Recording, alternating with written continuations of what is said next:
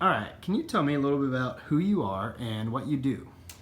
Yeah, my name is Dustin, and the short answer is I'm a pastor, but that means a lot of different things. It means that I think chiefly it means that I try to be a neighbor and listen well, listen to the dreams our neighbors have, and then try to connect them with the folks that can bring those to fruition. Can you tell me about some cool things that are happening where you live and where do you live? Yeah, I live in the Summit neighborhood in Canton, Ohio. I'm really fortunate to find myself in the middle of a few things that are really cool. One of my favorite things that I find myself into now is one of my favorite hobbies, passions, is fly fishing. And a couple years ago, a neighbor of mine who is an 11-year-old boy said, I want to learn how to fly fish. And he pitched this whole idea. And he explicitly said, not leaving somewhere else to go, out to Montana or Wyoming to learn to fish, but like right here in the stream that's in our backyard, in our community. So we've launched a 501c3 called NIMBY on the Fly. We have different community leaders who are adults that are also passionate about fly fishing. They're doing a one-on-one mentorship with kids. We've been repairing a lot of the environmental degradation that's happened to the stream in a partnership with the Department of Natural Resources, EPA, and also our local Parks and Recreation Department. And we'll be actually stocking this stream in just a few days with 600 pounds of trout to make it a viable, vibrant fishery year-round. That's awesome. Can you tell me about some of the best changes you've seen in your community overall over the last few years, and how did these things start to happen? Yeah, my favorite things is a sense of ownership that neighbors are having occur in the neighborhood, both in legitimate, I guess we'd say private ownership of the places that they have, businesses being created, communal spaces being fostered and formed, but also then a sense of ownership too, that even if you're not a homeowner, renters are starting to see themselves more and more as integral parts, that this community belongs to me and I belong to it. So we are talking about emotions a lot in our class. Can you tell me something in your neighborhood that just annoys you? Yeah, actually the thing that annoys me about when I think of our neighborhood is not actually anything from our neighborhood, it's folks from outside of it.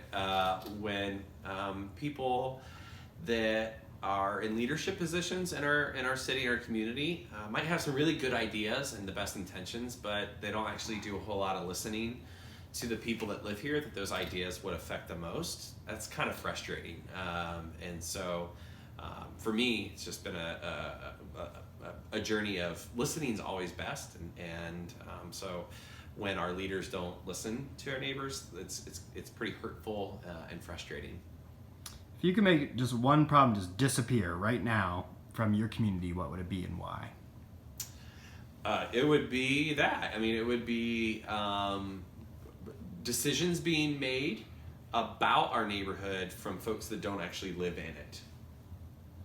What in your community makes you feel proud? Oh, my neighbors? They're the best. They have some of the most creative ideas. There's a vibrancy they have. It's fun. And yeah, my neighbors absolutely. If you think about the actual place though, it's this wonderful cross section of, we have, I think, hands down the absolute best park that's right here in our neighborhood. That there's this beautiful nature right in the middle of the city. So you get this what often would be considered a paradox of being highly urban but also very green too. And it's used by our neighbors, and people connect with one another both on sidewalks and along the stream. Can you tell me about how you've tried to improve something in your neighborhood, and tell me a time it worked and a time it didn't work? Yeah, well, as I mentioned a few moments ago, I think NIMBY on the Fly is one of those instances that's starting to work. One of the other ones was a project called, another 501c3 called Flourish 44703. And Flourish 44703 seeks to enable our community residents, our neighbors. We seek to make sure that they have every opportunity to flourish through the acquisition and formation of residential, commercial, and community spaces. So essentially what it is we were given a very large sum of money, thankfully through someone's generosity.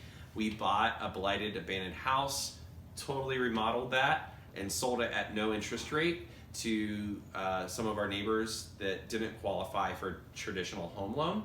And as they paid off their house, which they now own their house and paid it off in less than 2 years, as they paid off their house, it rolled into the next family's house, and that rolled into the next family's house, and so on. So it's just one small way of seeing a problem that was in a neighborhood, listening to the dreams that our neighbors had, and we kind of collectively pulled our ideas together and saw this pretty neat thing start to happen. I think in terms of something that didn't work out, I'll have to get back to you now. Everything seems to be working out so far. That's good. All right, so we're gonna throw you a curveball. Tell me about a time. Well, first, tell me what you were like in middle school in 10 words. Trying very hard to be liked, but a dork, obsessed with baseball and fishing. I was obsessed with baseball and fishing, and really wanted people to like me, but I was a total nerd. If you had a time machine, you go and tell your 12-year-old self something, what would you tell yourself? Don't try so hard to be liked, to where you feel like you have to live in someone else's skin. Like, live in your own skin, be comfortable in it. The rest will fall into place. And last question, we are going to be doing some awesome projects in our community.